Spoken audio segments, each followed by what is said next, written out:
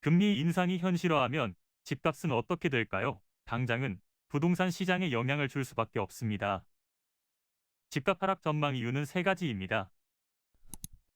첫 번째, 이자 비용 부담에 집을 사기 힘들어져 매입 수요가 줄고, 두 번째, 집값 상승 기대가 꺾이는 것은 물론, 세 번째는 상환 부담이 커진 다주택자들이 집을 내놓을 가능성도 커지기 때문입니다. 현재 우리나라 가계 빚은 무려 1,765조 원입니다. 사상 최대 규모인데요. 금리가 오르면 대출이자 높아지니까 가계에는 큰 부담입니다. 새로 대출을 받는 것도 쉽지 않은 상황입니다. 부동산 대출 규제가 강화된 상태에서 금리까지 오르면 주택 자금 마련도 빡빡해집니다.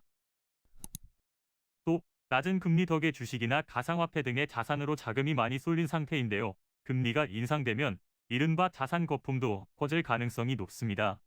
하지만 무주택자가 기대하는 급락은 없을 수도 있습니다. 최근 시장의 변수로 지목되는 인플레이션이나 금리가 집값에 큰 영향을 못 줄 수 있다는 분석도 있습니다. 역대 서울주택가격 지수가 하락했던 시기는 크게 세 번에 불과합니다. 첫 번째는 일기 신도시가 공급된 1991년, 두 번째는 지난 1997년 외환위기 사태, 마지막 세 번째는 한국 경제 성장률에 2011년부터 영향을 준 글로벌 금융위기 사태 때뿐입니다. 단순히 금리 상승보다는 집값 상승세를 꺾을 만한 큰 사건이 발생했을 때 부동산 값이 흔들렸다는 말입니다. 반대로 말하면 대이변이 없는 한 한국의 부동산 값은 지속 상승해 왔다는 겁니다. 금리가 상승세로 돌아선다면 대응은 어떻게 해야 할까요?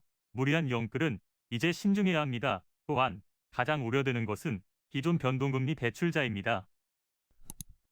대출 규모가 크다면 변동금리에서 고정금리로 갈아타야 합니다. 다만 기존 대출을 고정금리로 갈아탈 때는 이자 비용 감소 효과와 중도 상환 수수료 등을 꼼꼼히 비교해야 합니다. 금리 조정 시계가 빨라지고 있습니다. 현재 비정상적인 금리의 정상화가 이제 수면 위로 오른 상태입니다. 대출 이자 부담이 감당 가능한 수준인지 최소한의 대응이 필요합니다. 지금까지 금리 인상, 부동산 시장 변동성에 대해 알아봤습니다. 시청해 주셔서 감사합니다.